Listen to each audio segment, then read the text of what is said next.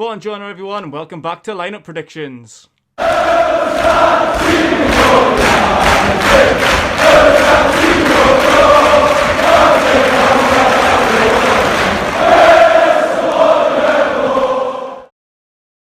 Welcome back to the Magpie Channel TV, where we'll be predicting Newcastle United's starting lineup for the game tomorrow at Elland Road against Leeds United in the Premier League, live on Amazon Prime at 6 o'clock.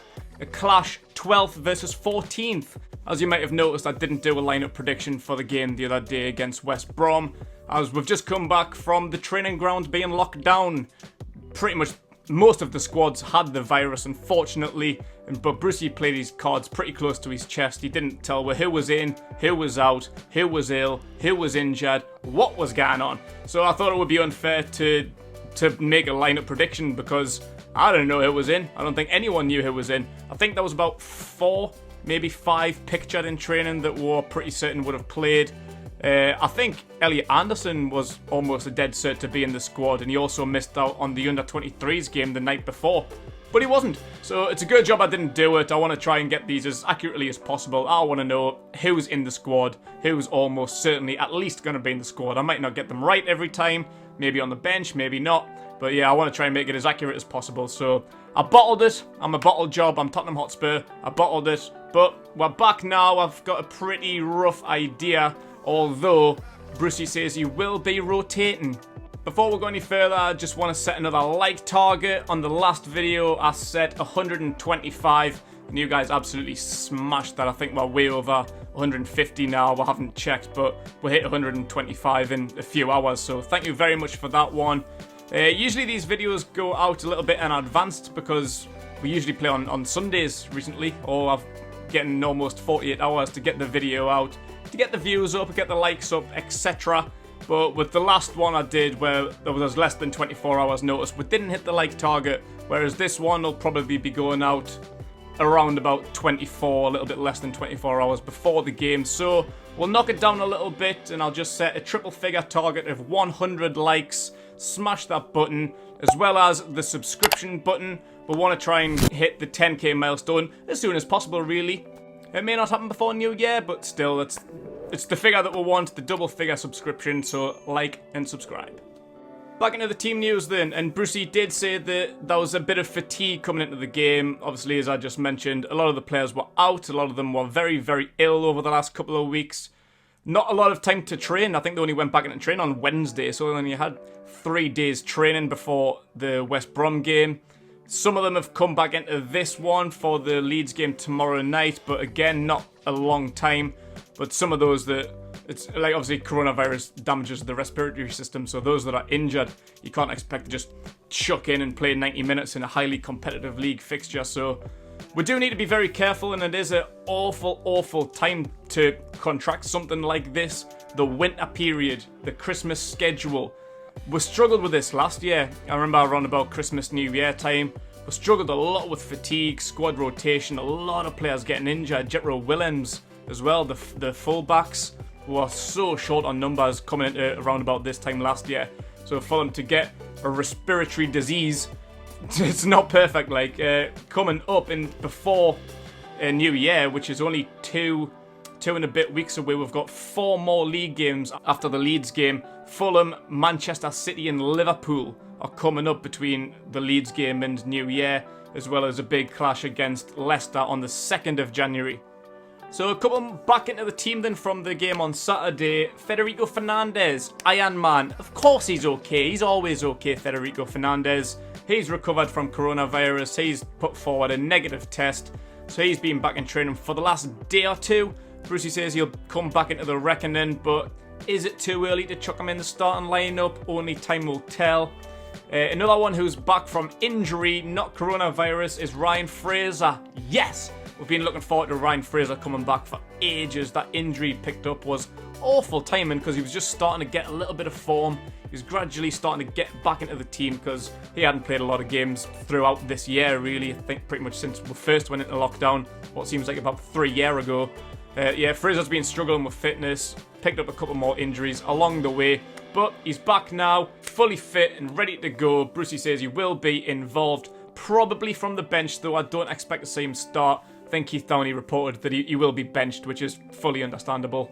We're still without the captain, Jamal Lascelles, and Fabian Schär, centre-backs. Obviously, Isaac Hayden played there the other day because we're so short in numbers, so it's great to have Fernandez back. Javier Manquillo at right-back, and Alan Maximan, the talisman, is out, so still without them four. And speaking of Isaac Hayden, it's likely he might be one of the ones rotated, possibly start from the bench, as he's mega fatigued, as we just spoke about coronavirus, respiratory problems. Hayden, after the game, said he'd lay in bed for 10 days. He couldn't move, couldn't get out of bed. Brucey's piled the praise on him. Says he literally just got out of bed for the West Brom game, stuck him in an out of position, and got a man of the match performance. That's the absolute warrior that Isaac Hayden is. Brucey praised him as one of the fittest players in the squad, and for him to be so fatigued just tells you what a bugger this disease is. So yeah, Hayden may not be included. Maybe he's a spot from the bench as he's knackered. So I'll go into what I've got there then. I've made a little bit of rotation, not a great lot, because we haven't really got a great lot of numbers. As I say, Lascelles, Schär, Manquillo and some Maximin still out. Couple fatigued. So who we got? In goal, obviously, Carl Darlow. He's never missed a game this season. Started against West Brom and another great performance. So that's a given pretty much. In a defence there then, and the first change for me at right back would be Jacob Murphy coming in for Emil Kraft. Yeah, Kraft didn't really perform that well, did he? Got a lot of stick in the from our fan cams and the comments of the videos and stuff, so people weren't overly impressed with his performance.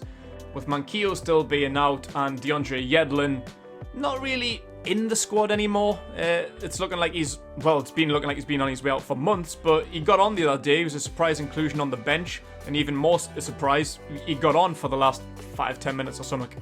But Murphy was a bit of a surprise to be dropped from Saturday. It might be just a rotation issue, of course, I don't know, but he came on and showed the difference. He's probably better in a wing-back position, in a 5 at the back formation instead of a flat back 4, as he's not fantastic defensively. He does a decent job for me. I think he's actually alright, but he's getting forward. It's his winger instinct. He's a winger by trade, naturally good at getting forward, got pace, and that ball in. That's what we were missing that entire game. Just a little bit. In fact, we've been missing that for ages, really. Someone to whip in a ball like that, proper Beckham-esque. Strikers are so isolated, feeding off absolute scraps. They don't really get balls in like that. They haven't had one like that in ages, but the ball in, and of course the finish, credit to Dwight Gale for that finish, it was absolutely brilliant. So in however long he got, I can't remember, 15-20 minutes, he showed all game, Emil Kraft, how to go about being a fullback, getting forward and everything. And he is decent defensively. I'm not saying he's shit, but he's not the best, because that's not his natural position. But yeah, for me, I think Murphy has to come in, really. At centre-back, you would assume Kieran Clark will probably play again. His performances over the last week or two have not been bad, but he hasn't really stood out, not really been fantastic or anything, but I think as the only fully fit centre-back, he's got to go in there. But who will his partner be? Will it be Federico Fernandez or Isaac Hayden? Both just come back from coronavirus, both potentially fatigued. Who will it be? For me, it's probably got to be Fernandez, Iron Man.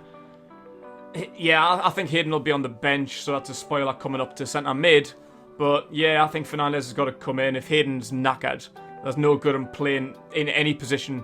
Centre mid, centre back, in nets up top. If the lad's tired, give him a break. He just came back from 10 days out, barely trained, and put in a man of the match performance. Absolute wicked shift against West Brom. But yeah, for me, I'd probably have to go Fernandez there, just so Isaac Hayden can get a rest. As I say, we've got a busy period coming up, so we need to be very, very clever. We don't want to wear people out. We've got Fulham just on Saturday. These games are coming thick and fast now, so we need to be very, very careful. Rotation is key. It doesn't matter if you think they don't deserve to be in or whatever. We just need to rotate and be very, very sensible. At left back, I'll be sticking with my guy Jamal Lewis. Yeah, not his greatest performance. He didn't really cover himself in any graces on Saturday. Just silly, inexperience, getting involved in that scuffle with Darnell Furlong. Nearly got himself sent off, and after that, They just got into his head a bit. His defending was poor. He fell asleep a bit for the goal against Furlong, got the better of him, got the goal. But he's the only out-and-out left back, so for now I probably would stick with him. As I mentioned before, Jetro Willems was one that he was just knackered around about this time last year, because he was our only out-and-out left back last year as well. I think Dummett was injured quite a bit, and that was no one else really. I think Richie was injured at that time, and he played and played. He chugged on, and he had to get taken off, I think, 3-4 games in a row. And I was saying, he's going to get injured here. And he did. I think it was about January. I think the game against Chelsea in mid-January. He picked up an injury that kept him out up until now. I don't even know if he's playing for Frankfurt at the minute. But yeah, like, he picked up a massive injury. So we need to be very, very careful with Lewis. But Lewis is a young lad. He's really, really fit. I'm sure he used to be like an ex-cross-country runner. So he's got gas in the chamber. We just need to be careful with him. I think Matt Ritchie's the only one there at the minute who could potentially play there. Maybe put one of the other ones in, like Murphy or Yedlin over there to cover for him, maybe. But no, I'd stick with him for now. Like I say, he's inexperienced, and he's only going to get experience by playing. I don't want to see him dropped, A, because there's no one else to put in, and B, like, he is good when he gets into it. Like the last couple of games before then, I thought he was really, really good. Like defensively, he is a bit suspect. That's another thing he needs to learn. But yeah, he was performing well. Saturday, I just hope was a bit of a blip. Like, we'll have them. Like no one plays a perfect game week in, week out. So yeah, I think we need to stick with Jamal Lewis, show a bit of loyalty and give the kid a bit of credit. Midfield then, and I'll start with the centre mids in the absence of Isaac Hayden, and just the same two that played there the other day, John Joe Shelvey and Sean Longstaff. Shelvey, that was a bit of a typical Shelvey performance. He was pretty absent throughout, got into the game as it went on, finished strongly in the last 20 minutes.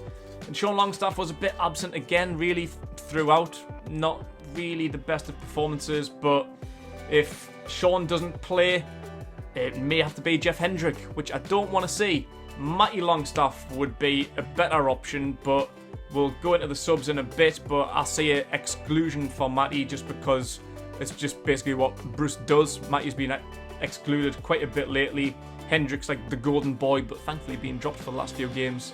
Out wide in a 4-4-2, of course, Brucey's favourite formation, Mike Bassett FC, and I love to see it in out, to be honest. I'm a stickler for the old school. We're going to stick with them as well, Almiron and Richie, either flank really. I think Richie started on the right the other day, but played most of the game down the left.